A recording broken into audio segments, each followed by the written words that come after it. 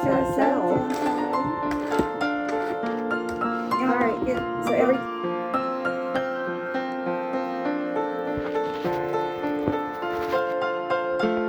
what are we doing, Precious? We're putting up Christmas decorations.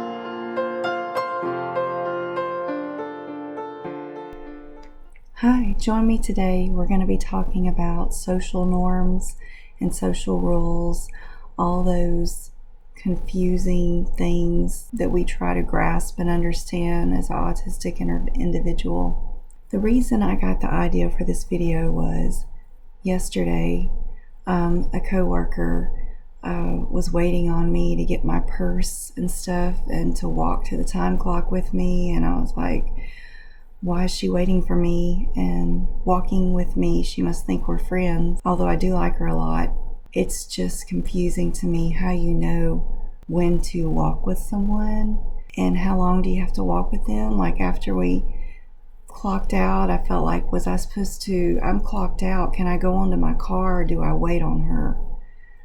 I didn't know. It's just things like that that are pretty confusing and seem to come really natural to everyone else. First, I'd like to point out something that William Shakespeare said, and I've put this in a video before, but I think it really applies to us. When you have autism, it feels like the world is a stage and you're in the audience watching. Let's define what are social rules. Social rules refer to the behavior patterns expected of individuals in different situations and settings based on their specific position within a social unit. These roles come with rights, responsibilities, expectations, and social norms. So social rules are those patterns that we're supposed to follow, and it can vary based on where we are. Is it work? Is it home? Is it out in public? Social rules are kind of something we don't really learn in school. It's not something we're taught. It's something that we notice about others and how they're behaving as we try to emulate that. Okay, now social norms. What are social norms? They are defining appropriate behavior for every social group. For example, students, neighbors, and patients in a hospital are all aware of the norms governing behavior. As individuals move from one group to another, their behavior changes accordingly. How you act around your immediate family is going to be different to how you act when you go to the courthouse or go out in public to something. And they can vary based on culture or region you're in, which can make it even that much more confusing. Like in some countries, shaking hands, that's not even something you're supposed to do. It can be offensive to another country. Social rules and all of that goes all the way back to childhood. Can you remember how you handled social rules when you noticed them? You were probably just beginning to see and to figure out that they existed and how to handle them in your own way. Watching other people, mimicking, reading books. I think a lot of us read books to understand social rules or watch specific television shows. For me, it was Beverly Hills 90210 when I was a teenager to understand social rules and how people became friends and acted to each other, what normal was, whatever that meant. You may have started using scripts, way back in childhood or your teen years. By adulthood, we definitely realize we are different than others. Now, I did not get my diagnosis until a couple years ago, but I always knew I felt like I was different than others, and I didn't seem to do good with friendships in general. So here are some of the things that stumped me as an adult. How to go beyond the small talk, how to stay in a conversation, how to end a conversation, when to step into someone else's conversation if that's appropriate or not, inviting friends over. I invited a friend over one time. She stayed 2 hours and I never invited her over again because it was too much. It was too long. I want someone to come over briefly and maybe stay less than an hour and then go home. But that's not realistic. When you invite someone over, it's hard to navigate how you're going to get them to leave unless you make it up an excuse like, oh, look at the time, I've got some things I've got to take care of. But then that comes across as rude, doesn't it? Eating with others, etiquette there. I prefer to eat by myself. When I'm at work, I eat in my car. But one time, a lady invited me to eat with her. And I liked her. She seemed nice. I went and ate with her. It was very awkward. The conversation, she didn't say much. I felt like I had to talk. And then I almost shared my diagnosis in that one eating together meal. But I didn't. She never invited me to eat with her again. I thought about inviting her to eat with me again, but I didn't want to. So she left the job, and that friendship kind of fizzled, even if it ever was a friendship.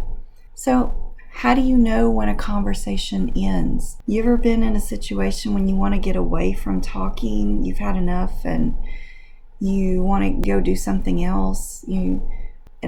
It's happened to me several times, and when I feel like I want to get away from a conversation, it's not easy to come up with an excuse. It feels awkward.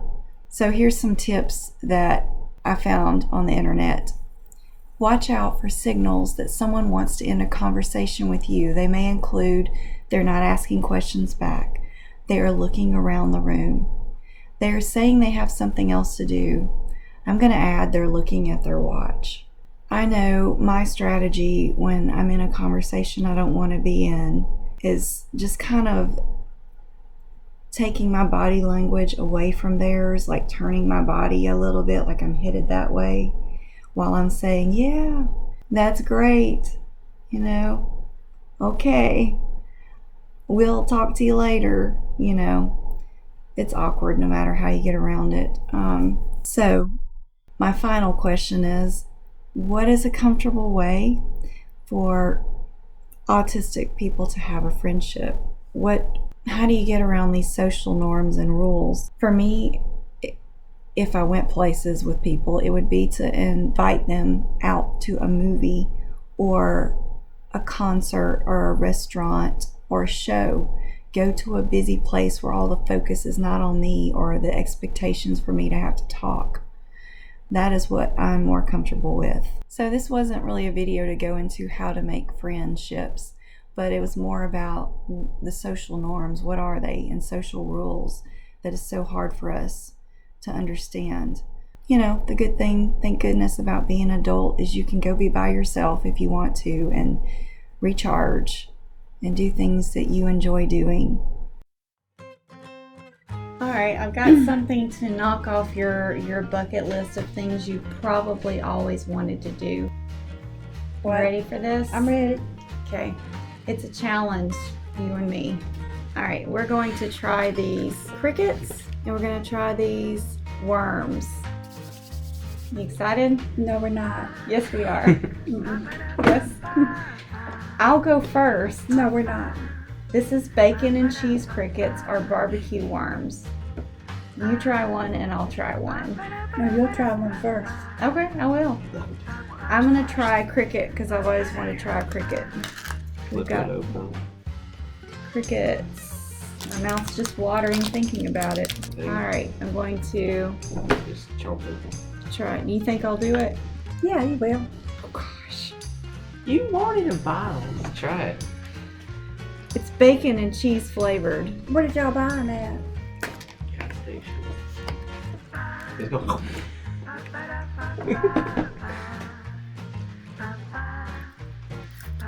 Oh my gosh! Oh my gosh! Oh my gosh! Oh my gosh!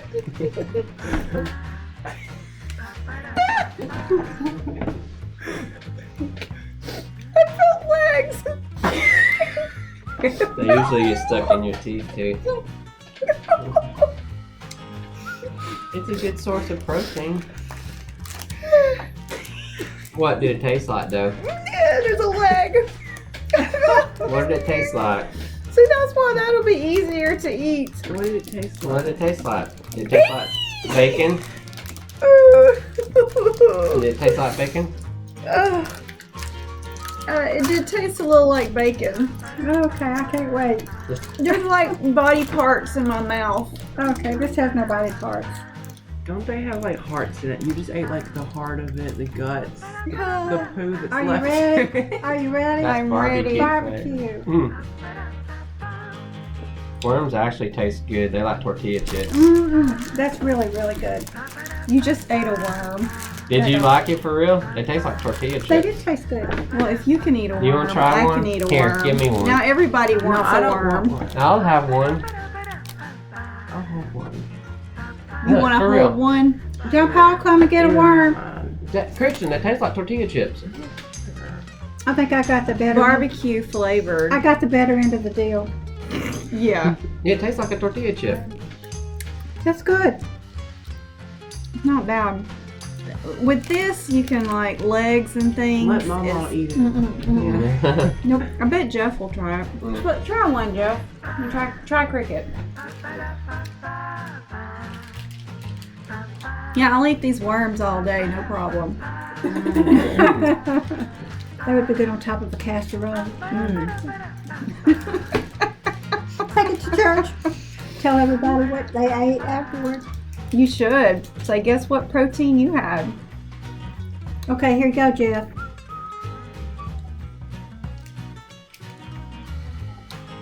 Can you look a little more enthused? Yum, yuck. I mean, it just tastes like a stale chip. Well, now you can cross that off your bucket list. All and right. me too. We All have right. we Where's have my eaten list? a bug in our life. least where it's cooked. I've had them live where I had to go. Oh. Why? That's a Bible thing I went through. Because when you're out in the woods, you have to find any kind of protein you can. Yeah, good for survival. Thanks, Mom. You're welcome.